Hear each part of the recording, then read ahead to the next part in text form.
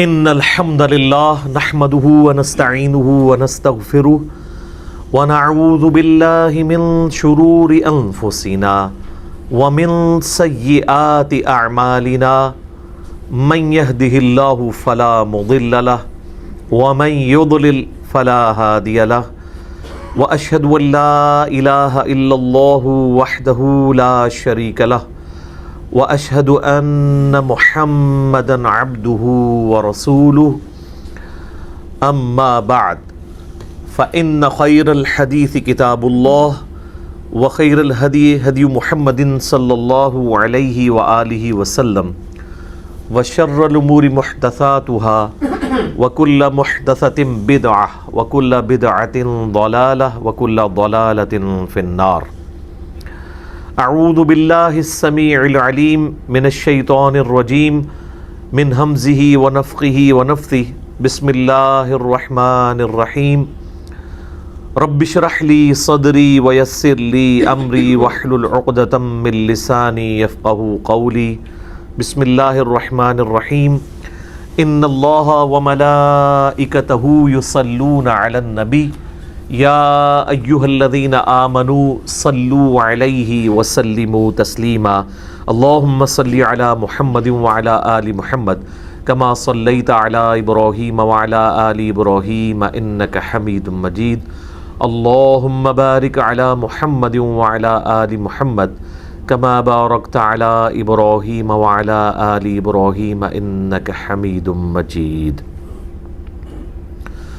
اللہم ربنا آتنا فی الدنیا حسنۃ وفی الآخرۃ حسنۃ وقنا عذاب النار.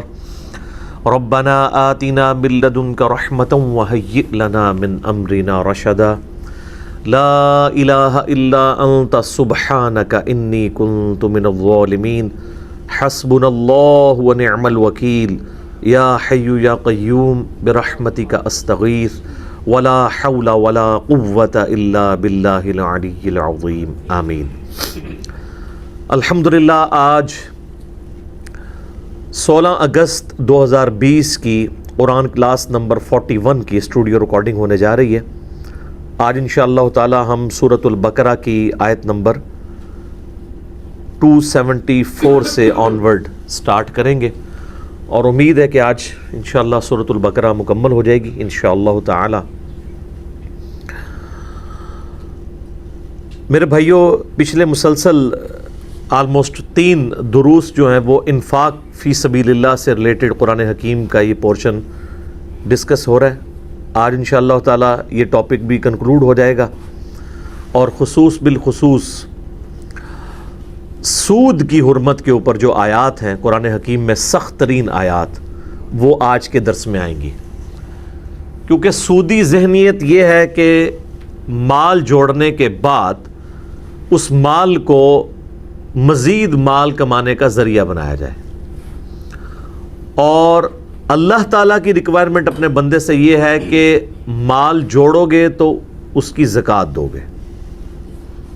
ایٹ لیسٹ 40واں حصہ جسے 2.5% کہتے ہیں سالانہ آپ نے نکالنا ہے. تو اللہ تعالیٰ کی اپنے بندوں سے ریکوائرمنٹ یہ ہے کہ مال جوڑنا ہے تو اللہ کی راہ میں اتنا خرچ کرنا ہی کرنا ہے، اور سودی ذہنیت یہ ہے کہ مال جوڑنا ہے تو اس مال کو جوڑنے کے بعد مزید مال بنانے کا ذریعہ بنانا ہے. لوگوں کو سود کے اوپر قرضہ دے کے ان کا استحصال کرنا، یہ 2 الگ اپروچز ہیں. اللہ تعالیٰ انسان کو مال کے ذریعے مال کمانے سے روکتا نہیں ہے. تجارت انبیاء اکرام علیہم السلام کا طریقہ رہا ہے، لیکن ساتھ ہی ساتھ اللہ کی راہ میں خرچ کرنے کا بھی حکم دیتا ہے. تجارت میں اللہ کی طرف سے برکت ہے. اس حوالے سے اس آیت میں بھی اشارتاً بات آ جائے گی، کیونکہ اللہ تعالیٰ چاہتا ہے کہ مال جوڑنے کی بجائے رننگ میں آئے تاکہ باقی لوگوں کو اس مال کا نفع ہو. کاروبار میں لگایا جائے گا تو کئی لوگوں کا روزگار کھلے گا. اسی لیے جب آپ مال جوڑتے ہیں تو اس کی آپ زکوٰۃ دیتے ہیں، اور اگر آپ اس مال کے ذریعے کوئی کاروبار والا معاملہ کریں تو جو کاروبار میں ایسٹس استعمال ہو رہے ہوتے ہیں ان پہ کوئی زکوٰۃ نہیں ہے. صرف اس مال کے ذریعے جو آپ مال کماتے ہیں نا اس کے اوپر آپ کو زکوٰۃ دینی ہوتی ہے۔ البتہ جو مال تجارت ہے اس کی زکوٰۃ تو آپ کو دینی ہے۔ مثلا کسی نے کپڑے کی دکان کھولی ہوئی ہے تو اس میں جو کپڑا ڈالا ہے نا وہ تو اس کا مال ہے، اس کی تو زکوٰۃ دے گا، دکان کی زکوٰۃ نہیں دے گا۔ اسی طریقے سے کسی فیکٹری آنر نے کوئی مشینری لگائی ہوئی ہے تو مشینری کی زکوٰۃ نہیں دے گا۔ گاڑی استعمال ہوتی ہے اس کی زکوٰۃ نہیں دے گا، اس کے ذریعے جو کمائی ہو رہی ہے اس کی زکوٰۃ دے گا، اور وہ بھی اس صورت میں جب وہ مال جو ہے وہ جڑ جائے۔ اگر مال ساتھ ساتھ خرچ کر رہا ہے پھر کوئی زکوٰۃ نہیں ہے۔ اعوذ باللہ من الشیطان الرجیم، بسم اللہ الرحمن الرحیم۔ الذین ينفقون اموالهم باللیل والنہار، وہ لوگ جو خرچ کرتے ہیں اپنے مال میں سے رات اور دن، سرا وعلانیہ، چھپا کر بھی کرتے ہیں اور اعلانیہ بھی کرتے ہیں۔ بعض اوقات جینون ضرورت پڑ جاتی ہے اعلانیہ کرنے کی، اس حوالے سے پچھلی دفعہ ہم ڈسکشن کر چکے ہیں، آج اس ڈیٹیل میں نہیں جائیں گے۔ فَلَهُمْ أَجْرُهُمْ عِنْدَ رَبِّهِمْ، ایسے لوگوں کا اجر ہے اپنے رب کے حضور۔ وَلَا خَوْفٌ عَلَيْهِمْ وَلَا هُمْ يَحْزَنُونَ، ایسے لوگوں کو قیامت والے دن نہ تو کوئی خوف ہوگا اور نہ کوئی غم۔ اب وہ سخت ترین آیات آ رہی ہیں سود کی حرمت کے حوالے سے، سورۃ البقرہ آیت نمبر 275 سے آنورڈ۔ الذین یأکلون الربا، وہ لوگ جو کہ سود کھاتے ہیں، لا یقومون الا کما یقوم الذی یتخبطہ الشیطان، وہ نہیں کھڑے ہوں گے مگر اس حال میں جیسا کہ ایسا شخص کھڑا ہوتا ہے جسے شیطان نے، کسی جن نے چھو کے مخبوط الحواس کر دیا ہو، پاگل کر دیا ہو۔ یہ اسپیسیفکلی قیامت کا ذکر ہے کہ قیامت والے دن اس حال میں وہ اٹھایا جائے گا۔ ویسے آپ اس کا عملی مظاہرہ جو ہے وہ اسٹاک ایکسچینج میں دیکھ سکتے ہیں۔ وہ آلموسٹ جس طریقے سے ایک دوسرے سے بات کر رہے ہوتے ہیں نا، تو وہ یہی لگ رہا ہوتا ہے کہ ان کو شیطان نے مس کر کے جو ہے نا مخبوط الحواس کیا ہوا ہے۔ قیامت والے دن تو جو ہونا ہے وہ ہونا ہے۔ اسٹاک ایکسچینج کی کمائی مطلقاً حرام نہیں ہے، اس میں جو حلال کے کاروبار کے ایسٹس ہیں وہ صحیح ہیں، لیکن جو حرام کا پورشن ہے وہ تو حرام ہے۔ یعنی ایسے کاروبار میں مال کھپانا جو فی نفسی غلط تھا وہ تو غلط ہے۔ تو اللہ تعالیٰ ہمارا جو دنیا میں سود کھانے والا آدمی ہے وہ قیامت والے دن اللہ کے حضور اس حال میں کھڑا کیا جائے گا جس طرح کہ شیطان نے اسے مخبوط الحواس کر دیا ہو، من المس، چھو کر۔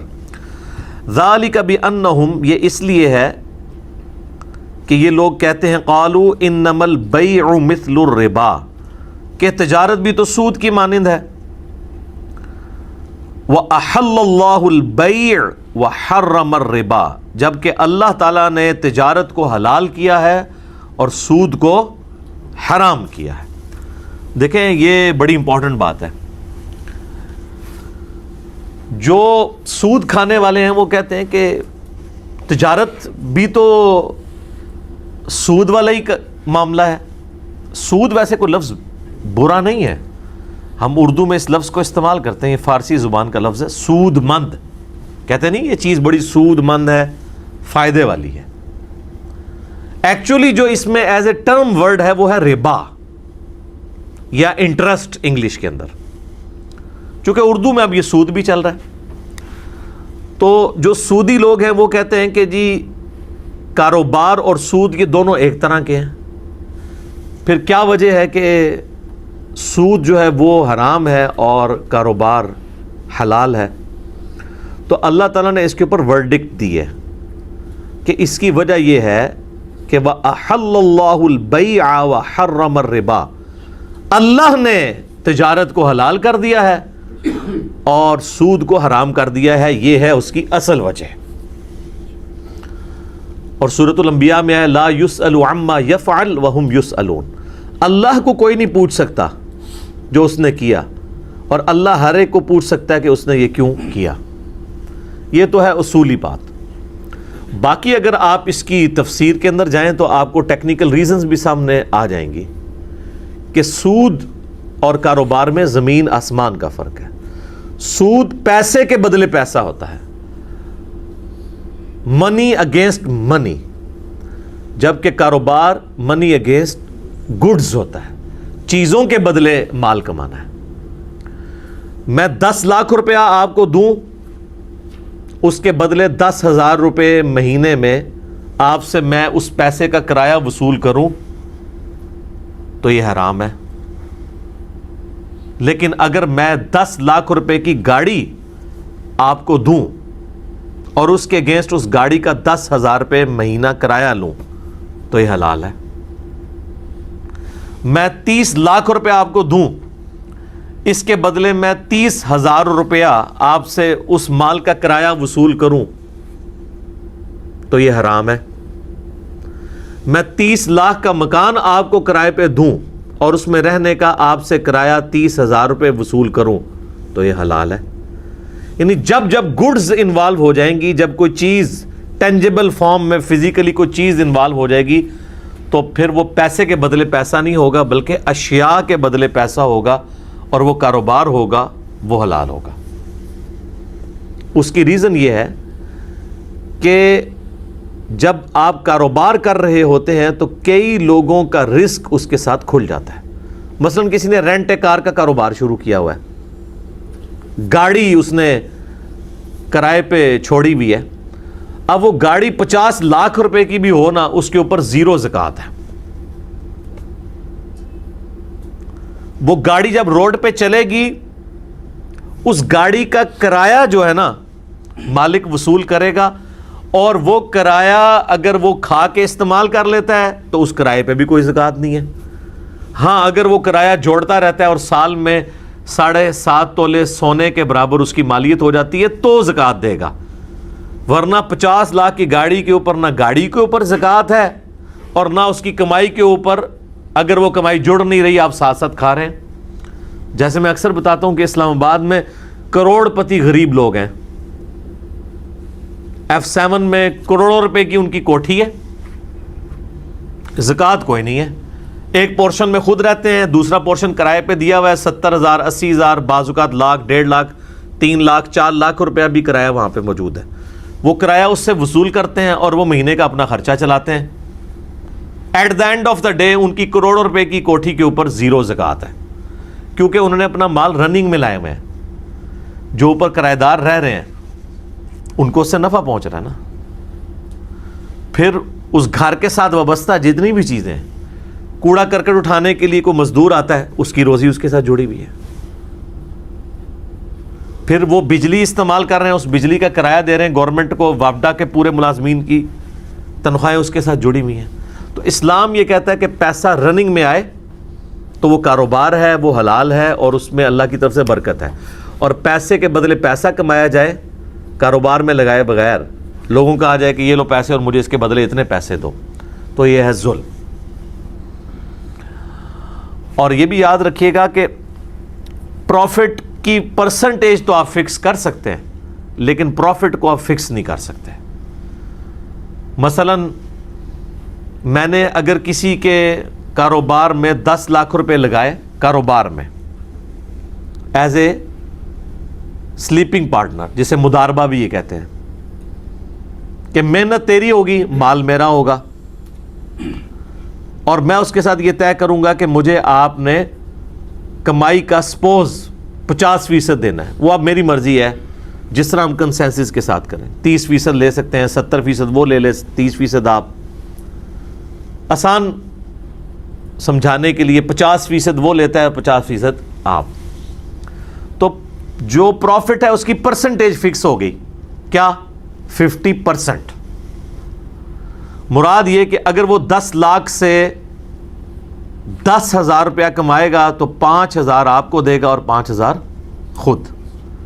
لیکن اگر اگلے مہینے وہ 5,000 کمائے گا تو اب آپ کو 5,000 نہیں وہ دے گا, بلکہ 2,500 دے گا.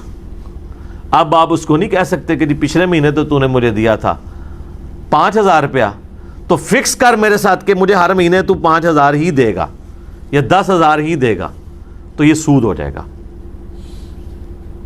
کرایہ آپ فکس کر سکتے ہیں کیونکہ اس میں گڈز انوالو ہو جاتی ہیں کہ آپ نے کسی کو چنگچی لے دی اور اسے کہا کہ روزانہ کا 300 کرایہ مجھے دینا ہے، تو اب یہ چیز کا کرایہ ہے، یہ بالکل جائز ہوگا.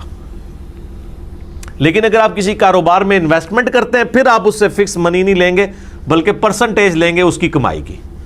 اور اس میں یہ ہے کہ اگر وہ اگلی دفعہ 20,000 کماتا ہے تو پھر آپ کو 10,000 دے گا، اگر 40,000 کماتا ہے تو 20,000 دے گا، 1,00,000 کماتا ہے تو 50,000 دے گا. اور ایک اور بات، اگر وہ کچھ بھی نہیں کماتا کچھ بھی نہیں دے گا.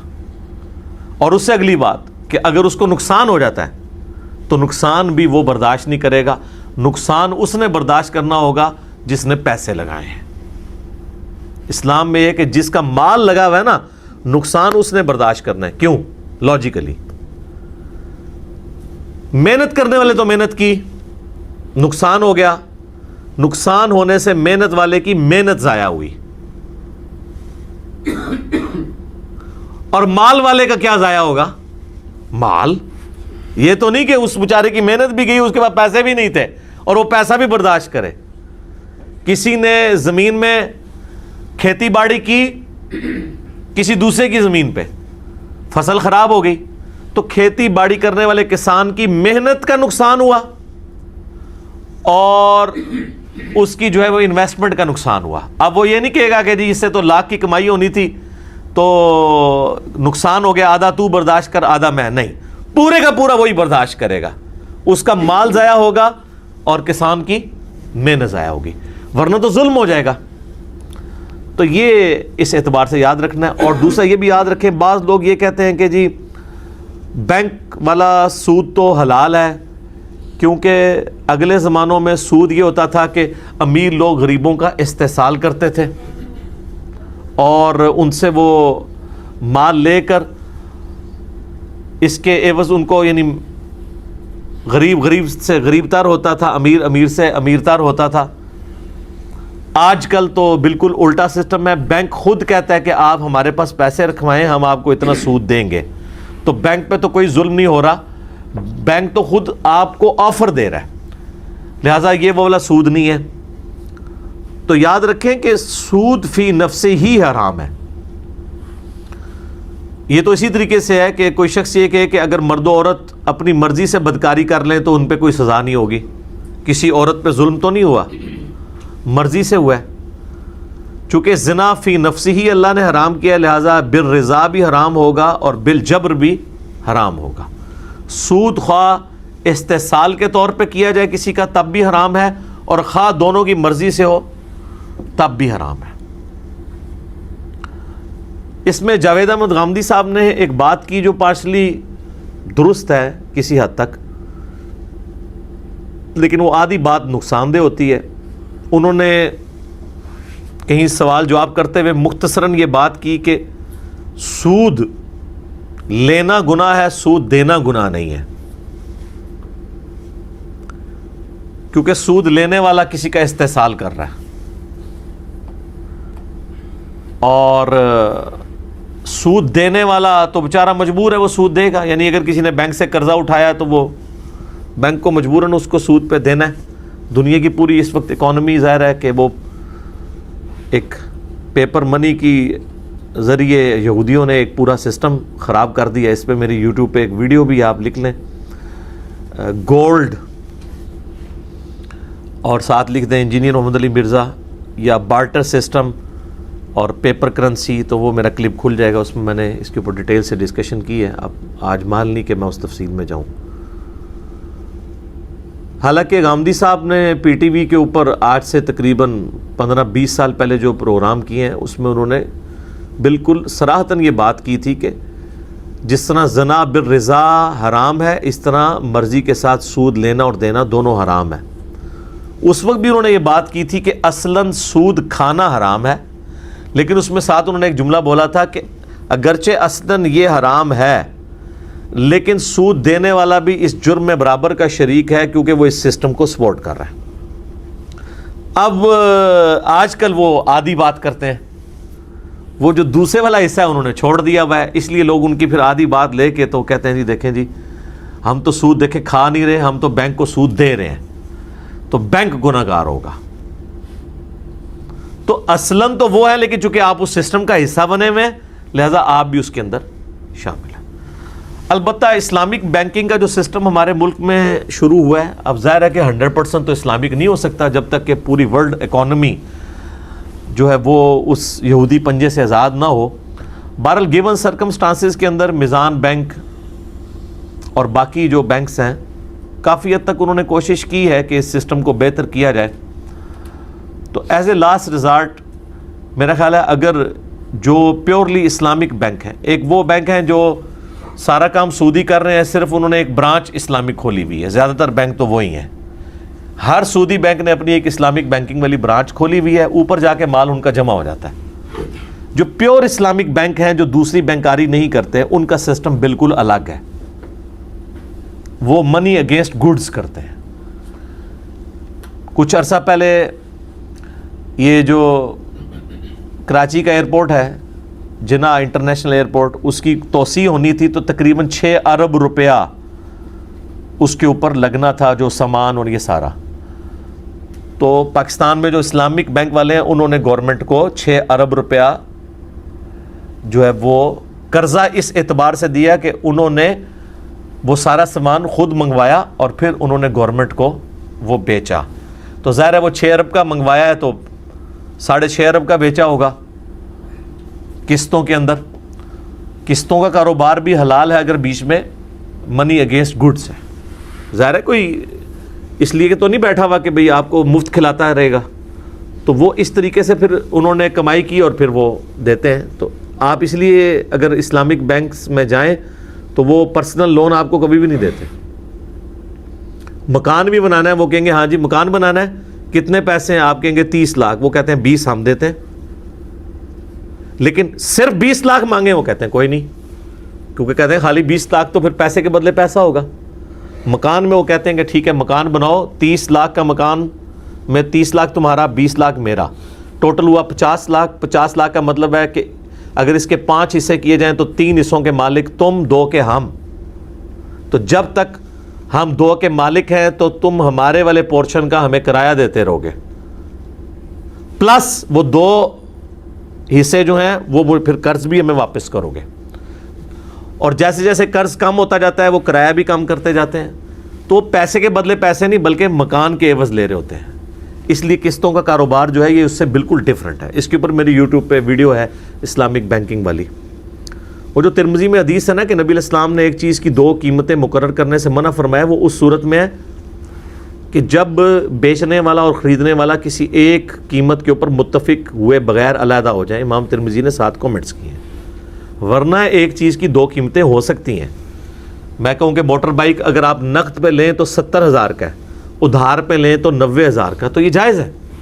آپ یہ نہیں کہہ سکتے کہ ٹائم ویلیو آف منی آپ لے رہے ہیں. بھائی ٹائم ویلیو آف منی نہیں رہ لے, اس کی وجہ یہ ہے کہ 70,000 کا موٹر سائیکل میں نے آپ کو 10,000 روپے کی ڈاؤن پیمنٹ پہ دے دیا, تو 60,000 روپے تو آپ نے مجھے ابھی دیے ہی نہیں ہے. 10,000 روپے پہ آپ کو 70,000 کا مالک میں نے بنا دیا. سپوز اگر میں ویسے کاروبار نہیں کرتا, میں سمجھانے کے لیے کہہ رہا ہوں, تو میں نے 10,000 روپے میں آپ کو 70,000 کی چیز کا مالک بنا دیا. تو آپ ذرا یہ بتائیں کہ یہ جو 60,000 روپے ہیں بقایا, یہ 60,000 روپے آپ کو میرے رشتہ دار تو نہیں ہے کہ میں نے آپ کے ساتھ نیکی کی ہے. یہ اس موٹر سائیکل میں صرف 10,000 کے مالک آپ ہیں, 60,000 کا مالک تو میں ہوں بیچنے والا. لہذا جتنے پورشن کا میں مالک ہوں اتنے پورشن کا اس موٹر بائک کا کرایہ مجھے آپ کو دینا ہوگا, پلس مجھے وہ 60,000 بھی واپس کرنے ہوں گے آہستہ آہستہ کر کے. اس کے اوپر یہ پوری اسلامک بینکنگ کا سسٹم کھڑا ہے. یہ ایک چھوٹے سے فارمولے. باقی یہ کہنا ہے کہ قائبر ریٹ جو ہے وہ سودی بینکوں کا اور اسلامک بینک کا ایک جگہ سے ہی نکلتا ہے, تو ظاہر ایک جگہ سے ہی نکلے گا نا, اسٹیٹ بینک سے. پوری دنیا کا سسٹم ہی سودی ہے نا. ابھی اسی گیون سرکمسٹانسز کے اندر ہی آپ نے کچھ کرنا ہے نا. اب آپ یہ کہتے ہیں کہ جی وہ اسی آلودہ ہوا کے اندر ہم بھی سانس لے رہے ہیں اور دوسرے بھی لے رہے ہیں, تو بھئی اب پوری ہوا ہی آلودہ ہے, یہاں سے تو ہمارے لیے بچنا محال ہے. البتہ اگر آپ نے امرود کاٹ کے رکھے ہیں اس میں کیڑے نکل آئے پھر میں آپ کو یہ مشورہ نہیں دوں گا کہ آپ اس کو کھانا شروع کر دیں، اس سے تو بچنا ممکن تھا. تو جہاں تک بچنا ممکن ہے وہ تو آپ نے بچنا ہے. باقی بینک ٹوٹلی تو اس کا کاروبار حرام نہیں ہے، بڑی خدمت کا کام ہے. آپ کے سارے بل جمع ہوتے ہیں، آپ کے پیسے کی حفاظت کرتا ہے. یہ چھوٹی خدمت ہے بینک کی. یہ تو سودی سسٹم کی وجہ سے ہمیں اس بینکنگ نظام کے ساتھ اختلاف ہے. ادروائز بینکنگ فی نفسی تو ایک بہترین چیز ہے اگر یہ ساری قباحتیں اس میں سے ایک ایک کر کے نکلیں. ملیشیا میں اسلامک بینکنگ کا سسٹم بنایا گیا ہے، اور دنیا میں اگر پیور اسلامک بینکنگ ہے تو وہ اسرائیل کے اندر ہے، کیونکہ یہودیوں کے نزدیک یہودی سے سود لے کے نہیں کھا سکتا، تو وہاں پہ سودی سسٹم ہے ہی نہیں ہے. اندازہ کریں جنہوں نے پوری دنیا کو سود میں جھونکا ہوا ہے ان کے اپنے ملک کے اندر اسلامک بینکنگ ہے. ہم اسے اسلامک بینکنگ کہہ دیں اور وہ ہے نان سودی بینکنگ، کیونکہ وہ ان کی تالمود میں لکھا ہے کہ جینٹائل سے آپ سود لے کے کھا سکتے ہیں. جینٹائل کہتے ہیں ادر دین جیوز کے، ہم سارے جینٹائل ہیں ان کے نزدیک، لیکن ایک یہودی سے نہیں سود لے کے کھا سکتا. تو آپ دیکھ لیں کہ یہودی بھی اس لیول تک دوسرے یہودیوں کا خیال رکھتے ہیں، مسلمان کا گلا کاٹ دیتا ہے. یہ آپ ڈفرنس دیکھ لیں دونوں میں. سود کی حرمت اپنی جگہ موجود ہے. اسلامک بینکنگ ایک اس کی طرف قدم ہے. لوگ پوچھتے بھی رہتے ہیں، تو کسی نے گاڑی نکلوانی ہے، کسی نے مکان بنانا ہے، تو آپ اسلامک بینک جو پیور لی ہیں ان سے رابطہ کریں، اور یہ بھی ایز اے لاسٹ ریزارٹ ہے. اگر آپ اس سے بھی بچ سکتے ہیں تو بہت اچھی بات ہے.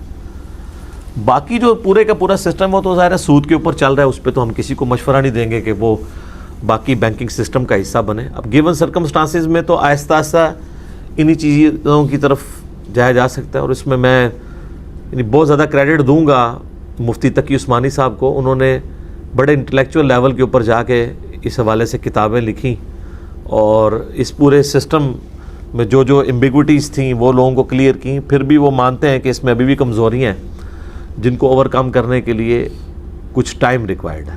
لیکن بہرحال ایک سمت میں ہمارا سسٹم چل تو پڑا ہے، تو انشاءاللہ تعالی بہتری آ جائے گی. اور اسی چیز کا فائدہ پھر اٹھاتے ہیں یہ آپ کے مولوی، اور وہ آپ سے پیسے ہتھیاتے ہیں. دیکھیں اربوں روپے کے اسکینڈل مداربہ کے چکر میں وہ تبلیغی جماعت کے کچھ لوگ تھے پنڈی میں، اربوں روپے لوگوں کا کھا گئے. بوریوں میں وہ پیسے لوگوں سے وصول کرتے تھے، نہ پیچھے کسی سٹاک ایکسچینج کی گارنٹی، نہ اسٹیٹ بینک کی گارنٹی، اور تیل لگا کے چلے گئے سب کو. اور پھر یہ نقصان ہوتا ہے. اور لوگوں کو بھی نہیں سمجھ آتی کہ یہ دنیا میں کون سا کاروبار ہے جس میں آپ لاکھ روپیہ دے کے تو 10,000 روپیہ مہینے کا کما رہے ہیں. ٹھیک ہے، یہ 20,000 روپیہ وہ آپ کے 10 لاکھ میں سے ہی آپ کو 3-4 قسطیں دیتے ہیں، اس کے بعد پھر وہ بھاگ جاتے تھے. یا بہت بڑے والے لوگوں سے جو ہے وہ بڑے لیول پہ پیسے اکٹھے کیے، چھوٹوں کو نوازتے رہے، اس کی وجہ سے گاہک انہوں نے اکٹھے کیے، اور اس طرح پھر آپ کو پتہ ہے جو اسکینڈل سامنے آیا. تو اس حوالے سے حکومت کا کام ہے کہ وہ اس طرح کی چیزوں کو اس وقت کنٹرول کر لیا کرے کہ جب یہ سارے معاملات ڈبل شاہ والے چل رہے ہوتے ہیں. اینڈ پہ جب خبر لگتی ہے پھر گورنمنٹ کو بھی خیال آ جاتا ہے کہ اچھا یہ کیا ہو گیا، حالانکہ اس کے بعد کچھ بھی نہیں ہونا ہوتا. وہ پھر ایسے لوگ پکڑ بھی جاتے ہیں، وہ کہتے ہیں ٹھیک ہے جی ہمیں جیل میں ڈال دیں، ہمارے پاس تو کچھ بھی نہیں ہے، کہاں سے دیں. تو پیسے تو پھر بھی کوئی نہیں واپس ملتے. بہرحال میں نے سود کے حوالے سے اتنی گفتگو کر دی ہے کہ آپ کو اوورال ایک ڈاکٹرن کلیئر ہو جائے. فَمَنْ جَاءَهُ مَوْعِظَةٌ مِّن رَبِّهِ، پس جس کے پاس اس کے رب کی طرف سے نصیحت آ گئی، یعنی کیا نصیحت؟ کہ سود سے بچ جاؤ. فَانْتَهَا فَلَهُ مَا سَلَفَ، تو وہ سود سے رک جائے، البتہ جو پہلے گزر چکا اس کی معافی ہے. وَأَمْرُهُ إِلَى اللَّهِ، اور اس کا معاملہ اللہ کے سپرد. وَمَنْ عَادَ، اور جو اس کے باوجود اعادہ کرے، پھر سود کھانا شروع کر دے، فَأُولَئِكَ أَصْحَابُ النَّارِ، پس ایسے ہی لوگ ہیں اہل جہنم، ہم فیہا خالدون، وہ ہمیشہ اس میں رہیں گے. اللہم اجرنا من النار. اللہ تعالیٰ ہمارا کہ جس نے توبہ کر لی تو اب پچھلا جو سود اس نے کھایا ہے نا وہ معاف، اب آندہ کے لیے وہ احتیاط کر لے. یمحق اللہ الربا، اللہ تعالیٰ سود کو گھٹاتا ہے، مٹاتا ہے، وَيُرْبِ الصَّدَقَاتِ، اور صدقات کو بڑھاتا ہے۔ اسلام تو پورا صدقے کے سسٹم کے اوپر، زکوٰۃ کے سسٹم کے اوپر، انفاق فی سبیل اللہ کے اوپر چل رہا ہے۔ اسلام کہتا ہے کہ آپ مال جوڑیں اور جوڑے ہوئے مال کو مزید مال بنانے کا ذریعہ سود کے اعتبار سے بنانے کی بجائے اسے تجارت میں لگائیں، یا اللہ کی راہ میں خرچ کریں اور آخرت کے لیے سٹور کریں، اور اس میں ڈیٹم لیول پہ زکوٰۃ تو آپ نے دینی ہے، جو میں نے پچھلی دفعہ ڈیٹیل سے ڈسکس کیا۔ واللہ لا يحب كل کفار اثیم، اللہ تعالیٰ دوست نہیں رکھتا ہر قسم کے ناشکر گناہگار کو۔ ان الذین آمنوا وعملوا الصالحات، بے شک وہ لوگ جو ایمان لے کر آئے اور نیک اعمال کیے، واقاموا الصلاۃ، اور انہوں نے نماز کو قائم کیا، وآتوا الزکاۃ، اور اللہ کی راہ میں زکوٰۃ بھی دیتے رہے، لہم اجرہم عند ربہم، ایسے لوگوں کے لیے اجر ہے ان کے رب کے حضور، ولا خوف علیہم ولا هم یحزنون، اور قیامت والے دن نہ تو انہیں کوئی خوف ہوگا نہ کوئی غم، قیامت کے دن کا امن ان لوگوں کو مل جائے گا۔ اللہم اجعلنا منہم، اللہ تعالی ہمیں ان میں شامل کرے، آمین۔ یا ایھا الذین آمنوا اتقوا اللہ، اے ایمان والو اللہ سے ڈر جاؤ، وذروا ما بقی من الربا، اور چھوڑ دو جو بقیہ کا سود بچ گیا، جو صحیح بخاری میں آتا ہے نبی الاسلام نے حجۃ الوداع کے موقع پر فرمایا کہ جاہلیت کی تمام رسومات میرے پاؤں کے نیچے ہیں، اور سب سے پہلے میں اپنے چچا عباس کا سود معاف کرتا ہوں۔ تو اللہ تعالیٰ ہمارا جو رہ گیا سود چھوڑ دو، اب یہ نہ کہو کہ جی میں پہلے اس کو پورا کر لوں تو آمدہ سے میں نہیں کروں گا، نہیں، بیچ میں بھی اب پتہ چل گیا ادھر سے ہی چھوڑ دو اسے، ان کنتم مؤمنین، اگر تم واقعی مومن ہو۔ فَإِن لَّمْ تَفْعَلُوا، اور اگر تم باز نہ آئے، یہ اب سخت ترین آیت ہے، فَأَذَنُوا بِحَرْبٍ مِّنَ اللَّهِ وَرَسُولِهِ، تو پس اعلان جنگ سن لو اللہ اور اس کے رسول کی طرف سے ایسے بندے کے لیے جو سودی سسٹم کو سپورٹ کر رہا ہے۔ وَإِن تُبْتُمْ فَلَكُمْ رُؤُوسُ أَمْوَالِكُمْ، اور اگر تم توبہ کر لو تو جو راس المال تمہاری ایکویٹی ہے وہ تمہیں ملے گی۔ اب یہ نہیں ہے کہ اللہ تعالیٰ ہمارا کہ سودی سسٹم سے توبہ کر لو تو اب جس کو قرض دیا ہوا تھا سود کے اوپر تو وہ جو قرضہ بھی اس کا معاف کر دو۔ اللہ ہمارا یہ نہیں میں کہہ رہا کہ جو قرضہ ہے وہ معاف نہیں، قرضہ وہ تمہیں واپس کرے گا، اس کے اوپر سود معاف کر دو اسے۔ یہ نہیں اللہ تم پہ ظلم کرے گا کہ جی اب سودی سسٹم ختم ہے تو لہذا جس نے وہ قرضہ لیا تھا قرضہ بھی وہ دبا لے، نہیں، قرضہ تمہیں ایکویٹی ملے گا، جو اس کے اوپر انٹرسٹ تم لے رہے تھے نا وہ ختم۔ لا تظلمون ولا تظلمون، نہ تم ظلم کرو اور نہ تم پر ظلم کیا جائے، یعنی کسی سے سود کھانا یہ تم ظلم کر رہے ہو، اور تم پر یہ ظلم کرے گا وہ بندہ کہ سود تو اللہ نے ختم کروا دیا اور اب الٹا آپ کو وہ قرضہ بھی واپس کرنے کے لیے تیار نہ ہو، تو آپ پہ بھی ظلم نہیں اللہ تعالیٰ چاہتا۔ وَإِن كَانَ ذُو عُسْرَةٍ، اور اگر مقروض تنگ دست ہو، فَنَظِرَةٌ إِلَى مَيْسَرَةٍ، تو کچھ عرصے کے لیے اسے خوشحال ہونے تک کے لیے مہلت دو۔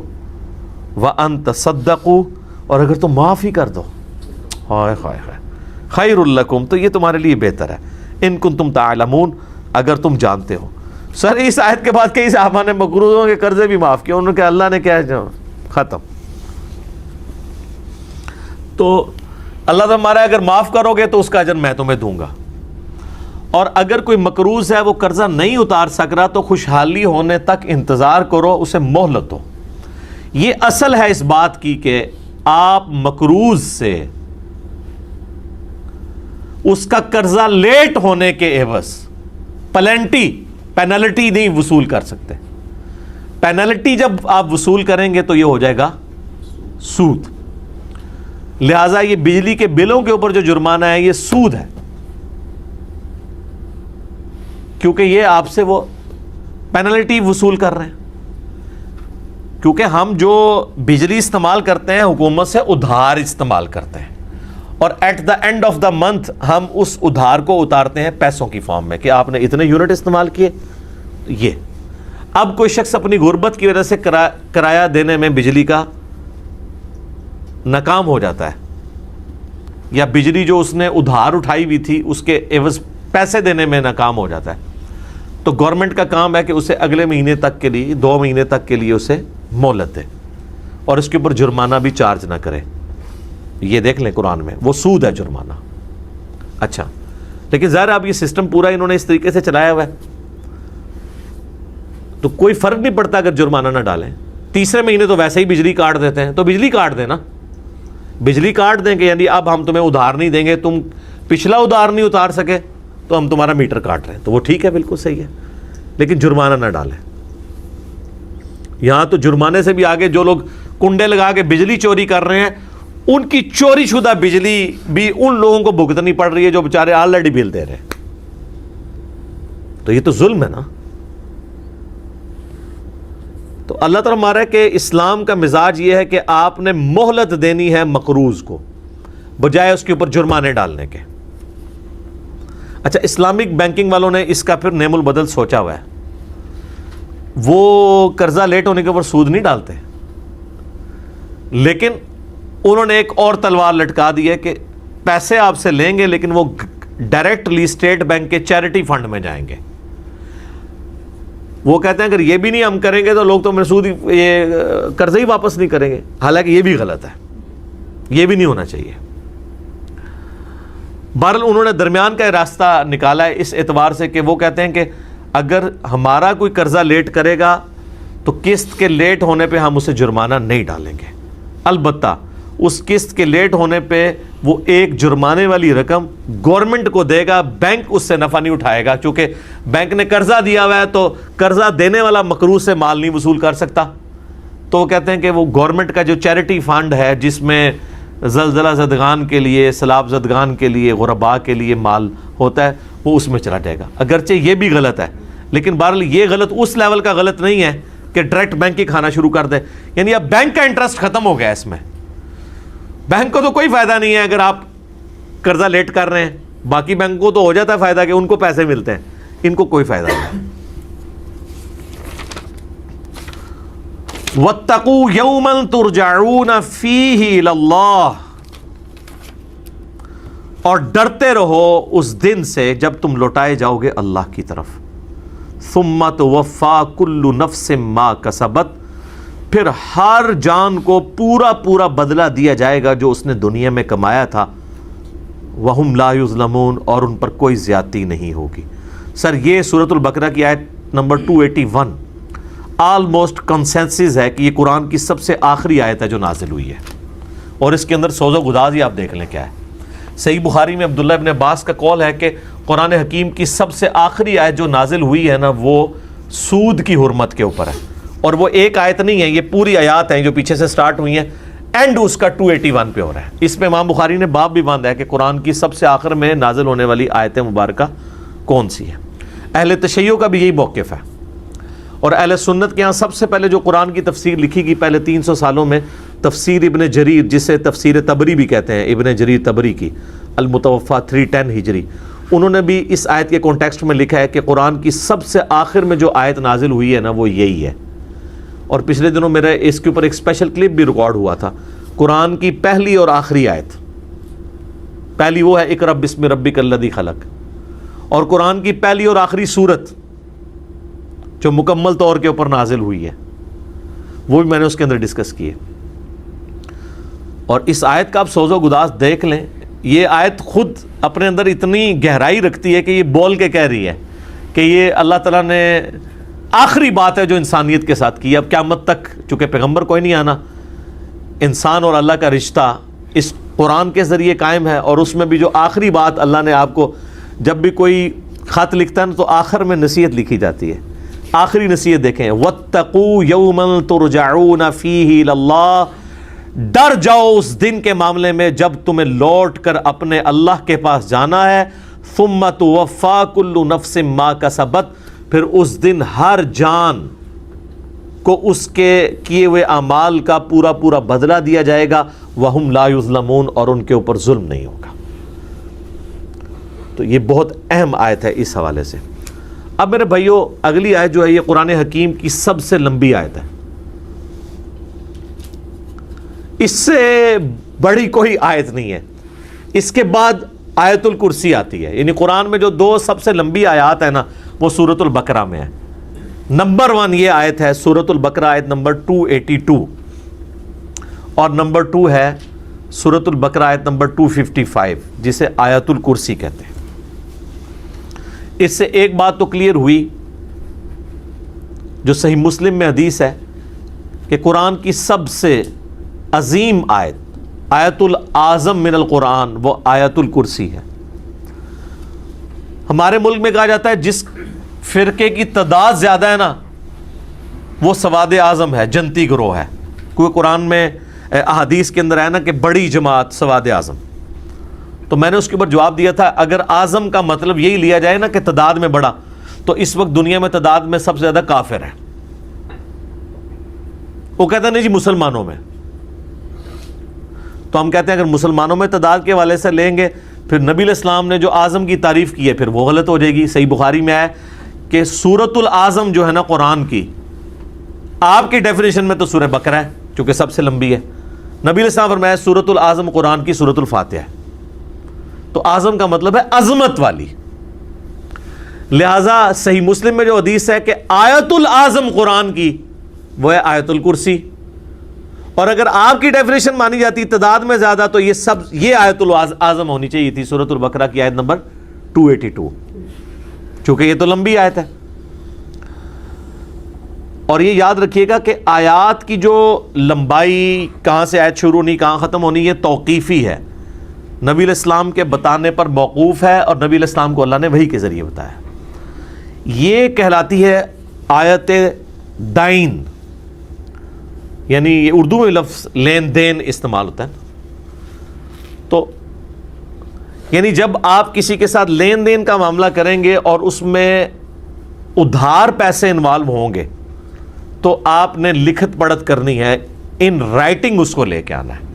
اگر نقد کر رہے ہیں پھر ان رائٹنگ لانے کی ضرورت نہیں، وہ بھی اسی آیت میں آ جائے گا، لیکن اگر ادھار کر رہے ہیں تو اللہ تعالیٰ ہمارا ہے کہ پھر اس کو ریٹن میں کر لو، اور اس کو بڑا اسٹرکٹلی اللہ تعالیٰ نے حکم دیا ہے، حتیٰ کہ اس میں الفاظ ہیں کہ اس میں کوئی سستی نہ دکھانا کہ یہ خیر ہے، کیونکہ زندگی موت کا پتہ نہیں ہے نا۔ تو کاغذ پہ ریٹن لین دین ہونا چاہیے جب آپ ادھار مال کسی سے اٹھاتے ہیں، اور عموماً یہاں پہ کاروباری لوگ تو یہ کرتے ہیں، خصوصاً سنیارے ہیں۔ آپ دیکھیں نا اگر آپ ان کو کوئی آرڈر دیتے ہیں آدھے پیسے پہلے دیں گے تو وہ آپ کو ایک پرچی بنا کے دیں گے کہ اتنا وصول اتنا ادھار، ایک کاپی ان کے پاس ایک آپ کے پاس۔ کل کو آپ کلیم کر سکتے ہیں وہ بندہ مر گیا یا آپ مر گئے ہیں، تو کیسے کلیم کریں گے؟ آپس میں بھی جو ادھار کا سسٹم ہے نا اس میں پریفریبل یہی ہے کہ لکھت پڑھت والا معاملہ ہونا چاہیے، اور اگر وہ نہیں ہے ایٹ لیسٹ 2 گواہ ضرور ہوں۔ لیکن قرآن کہتا ہے گواہ کے ساتھ لکھنے والا معاملہ بھی ہونا چاہیے۔ گواہ بھی بعض اوقات مکر جاتے ہیں، یہ جھوٹی گواہی بھی دے سکتے ہیں، تو ریٹن میں ہو۔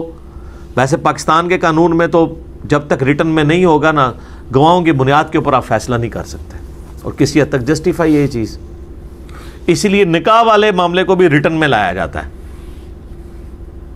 صرف زبانی گواہوں کے اوپر نہیں چھوڑا جاتا۔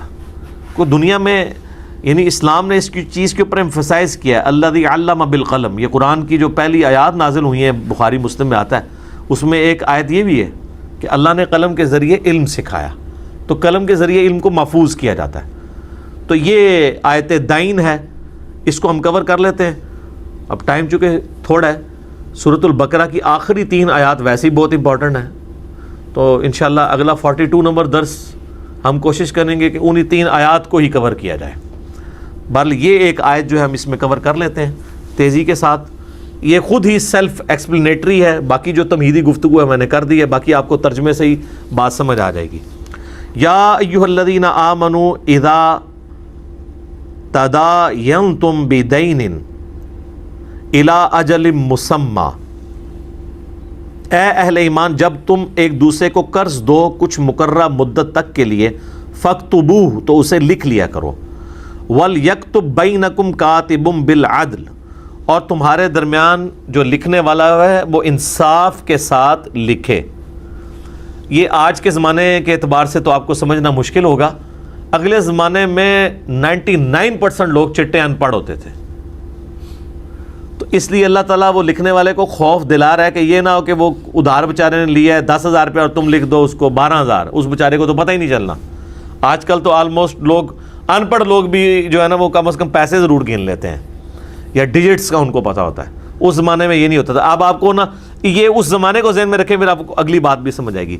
وَلَا يَأْبَ كَاتِبٌ أَن يَكْتُبَ كَمَا عَلَّمَهُ اللَّهُ فَلْيَكْتُبْ, اور نہ انکار کرے لکھنے والا لکھنے سے جیسا کہ اللہ نے اسے سکھایا ہے لکھنا.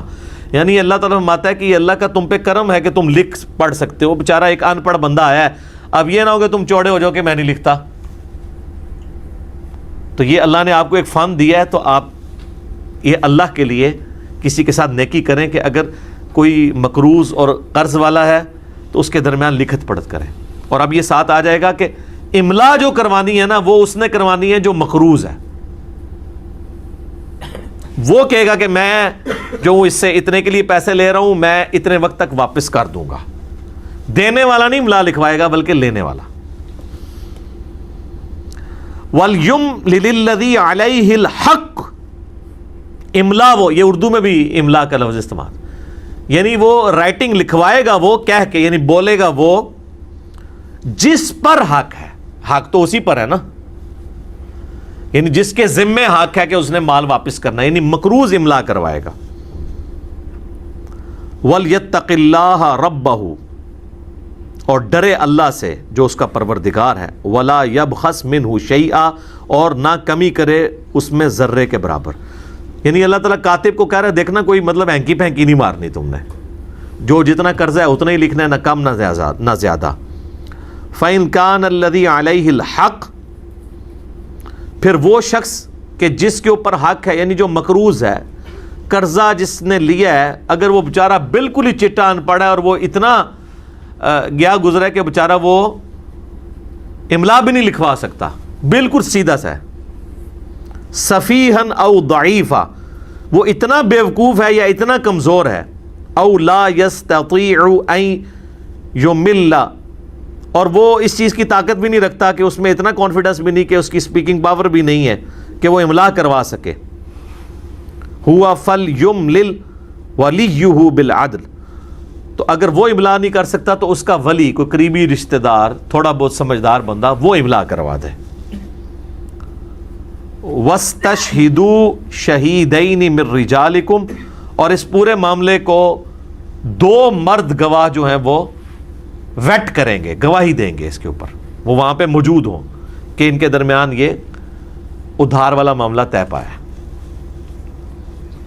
فَإِن لَّمْ يَكُونَا رَجُلَيْن, اور اگر دو مرد نہ مل سکیں, فَرَجُلٌ, پھر ایک مرد, وَامْرَأَتَانِ, اور دو عورتیں, مِمَّن تَرْضَوْنَ مِنَ الشُّهَدَاءِ, وہ گواہ جن کو تم پسند کرتے ہو. یعنی بعض اوقات کوئی شخص کہہ سکتا ہے جی مجھے تو ان گواہوں پہ اعتبار نہیں ہے, یہی دو نمبری کرتے ہیں, جس طرح کرتے بھی آپ کو پتہ ہے مکر جاتے ہیں. تو یعنی وہ گواہوں کے اوپر بھی کنسنسس ہونا چاہیے کہ جن کو پسند کرتے ہوں لوگ. ان تضل احداہما فتذکر احداہما الاخری, تو اللہ تعالیٰ کہ دو عورتیں رکھنے کی وجہ یہ ہے کہ اگر ایک عورت بھول جائے تو دوسری عورت اسے یاد کروا دے. یہ حقیقت بات ہے کہ عموماً عورتوں کی جو قوت یاداشت ہے وہ مردوں کی نسبت کم ہوتی ہے. اب کوئی بالکل کسی پھپنی کٹنی عورت کی نہ مثال دے دے کہ اس نے تو پرانی باتیں بھی یاد رکھی ہوئی ہیں. عموماً عورتیں جو ہے نا وہ ان کی یاداشت اللہ نے نیچرلی کمزور رکھی ہے, کیونکہ انہوں نے گھر میں نمبر 2 بن کے گزارا کرنا ہوتا ہے. اگر وہ ہر چیز کو اپنے دل پہ لینا شروع کر دینا تو وہ ہر ٹائم ہی گھر میں لڑائی ہو.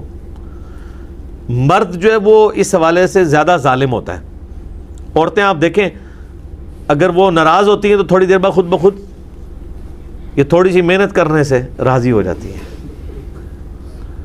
ان کے اندر یعنی بغض و عناد اور لمبے عرصے تک دشمنی پالنا یہ چیزیں نہیں ہوتی. یہ اللہ نے ان کے اندر ایک سیفٹی والو رکھا ہوا ہے, ان کی یاداشت کمزور رکھی ہوئی ہے.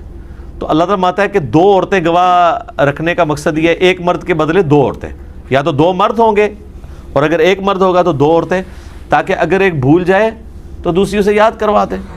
بعض اوقات عورتیں مطلب دو عورتیں ایک طرح کے واقعے کو بیان کرتے ہوئے آپس میں ان کے الفاظ ہی نہیں میچ کر رہے ہوتے. پھر وہ عورتوں کو یاد دلانا ذرا آسان ہوتا ہے، وہ پھر ان کو یاد کرواتی ہیں کہ نہیں نہیں ایسے طے ہوا ایسی پیڑی ہے، کہتی ہیں ہاں ہے ہو ایسی. تو یہ وہی چیز ہے اللہ ہمارا کہ اگر ایک بھول جائے تو دوسری پیڑی انہوں یاد کروا دو.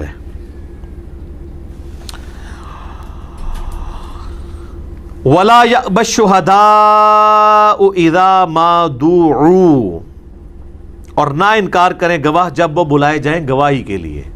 یعنی کل کو کہیں رفڑا ڈال جائے مقروض اور قرض دینے والے کے درمیان، اور جب گواہوں کو بلایا جائے تو آپ وہ گواہی باری پڑ جائیں کہ ہم نے گواہی نہیں دینی ہے، یا وہ پیسے مانگیں. یہ کام بھی نہیں ہونا چاہیے. وَلَا تَسْأَمُوا أَن تَكْتُبُوهُ صَغِيرًا أَوْ كَبِيرًا، اور مت اکتایا کرو اس بات سے، خواہ تھوڑا قرضہ ہو خواہ زیادہ، کہ تم لکھنے پڑھنے سے بھاگو. اللہ تعالیٰ ہمارا اس میں کاہلی سستی نہیں کرنی کہ یار خیر ہے، یہ لکھت پڑھا والا کام ضرور کر لیا کرو. الا اجلی، جب کسی مقررہ میعاد تک کے لیے تم قرضہ دو کسی کو. ذالکم اقسط عند اللہ واقوم للشہادۃ، یہ اللہ کے نزدیک بھی بہت یعنی انصاف کے لائق ہے یہ چیز، اور محفوظ رکھنے والی ہے گواہی کو. وَأَدْنَا أَلَّا تَرْتَابُوا إِلَّا أَن تَكُونَ تِجَارَةً، اور آسان طریقہ ہے کہ تمہیں شک سے بچا لے گی یہ لکھت پڑھت والی چیز. اللہ کے نزدیک بھی انصاف کے اوپر ہے، اور شہادت کے لیے بھی آسانی ہوگی جب ریٹن میں ریکارڈ ہوگا، جب یہ تم یعنی جس کو قرضہ دے رہے ہو.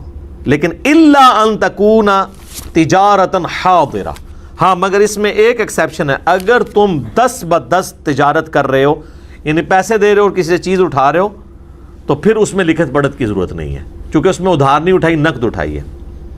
حاضرۃ تدیرونها بینکم فلیس علیکم جناح، اگر 10 کر رہے ہو لین دین آپس میں کرو تو اس میں تم پہ کوئی حرج نہیں ہے. اللہ تکتبوها، کہ تم اسے لکھو، یعنی لکھنا اس کیس میں کوئی ضروری نہیں ہے. ویسے تو 10 میں بھی لوگ لکھ رہے ہوتے ہیں، یہ جائز ہے. یہ اللہ تعالیٰ نے یہ نہیں کہا کہ اس میں ناجائز ہے لکھنا، کہا کہ اس میں حرج نہیں ہے.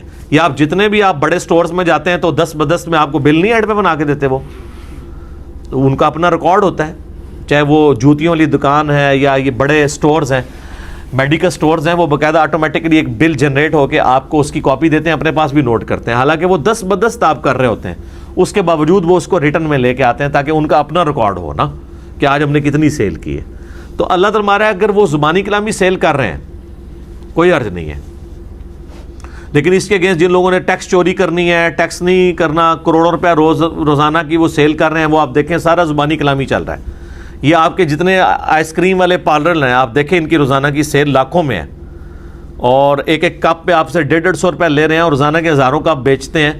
نہ اپنے پاس کوئی ریٹرن میں انہوں نے نوٹ کر رہے ہوتے ہیں، نہ آپ کو کوئی دے رہے ہوتے ہیں، کیونکہ وہ پکا بل انہوں نے بنانا نہیں، انہوں نے ٹیکس تو نہیں دینا ہوتا. تو یہ تو کمائی حرام ہے. میرا یوٹیوب کے اوپر آپ قریب دیکھ لیں، ٹیکس اور انجینئر محمد علی مرزا لکھیں، یہ سب لوگ جو ہے حرام کی کمائی کر رہے ہیں، کیونکہ اس کے اگینسٹ یہ لوگ بینیفٹ تو گورنمنٹ سے سارے لے رہے ہیں. ٹھیک ہے نا، جس سڑک پہ چل کے اپنی دکان تک آتے ہیں نا، وہ بھی گورنمنٹ نے ہمارے ٹیکسز سے بنائی ہوئی ہے. آپ ٹیکس نہ دیں، اور میں تو الاؤ نہیں کروں گا کہ میرے ٹیکس پہ بنی ہوئی سڑک پہ ایک کروڑ پتی بندہ جو ہے وہ اپنی گاڑی ڈرائیو کر کے آئے اور وہ 1 روپیہ بھی گورنمنٹ کو ٹیکس نہیں دے رہا ہے، یہ ٹیکس چوری کر رہا ہے. یہ ٹاپک ایک الگ ہے، میں اس کو چھوڑتا ہوں یہاں پہ. وَأَشْهِدُوا إِذَا تَبَايَعْتُمْ، اور گواہ ضرور بنا لیا کرو جب خرید و فروخت کرو. وَلَا يُضَارَّ كَاتِبٌ وَلَا شَهِيدٌ، اور نہ تکلیف دی جائے لکھنے والے کاتب کو اور نہ گواہی دینے والے کو. یہ نہ ہو وہ کہ جی نیکی کر کے گلے پڑ گئی ہے، کاتب کو بھی بیچ میں گھسیٹ لیا، یعنی کوئی آپس میں جھگڑا ہوا تو پہلے ان کی کوٹ لگ گئی، لکھنے والے کی اور گواہی دینے والوں کی. جس کی وجہ سے آج کل کئی لوگ پھر وہ کہتے ہیں جی وہ عدالتوں میں ہمیں چکر کاٹنے پڑیں گے، ہم گواہی نہیں بنتے. یہ گواہی ہے تو وہ چھپا جاتے ہیں. وَإِن تَفْعَلُوا فَإِنَّهُ فُسُوقٌ بِكُمْ، اور اگر تم ایسا کرو گے تو یہ نافرمانی ہوگی تمہاری، اللہ کے حضور نافرمانی شمار ہوگی. وَاتَّقُوا اللَّهَ، اللہ سے ڈر جاؤ. وَيُعَلِّمُكُمُ اللَّهُ، اور اللہ تعالیٰ تمہیں سکھاتا ہے، یعنی یہ دنیا میں رہنے کے آداب معاشرت اللہ تعالیٰ تمہیں قرآن کے ذریعے سکھا رہا ہے. واللہ بکل شیء علیم، اور اللہ تعالیٰ ہر چیز کو اپنے علم سے گھیرے ہوئے ہے.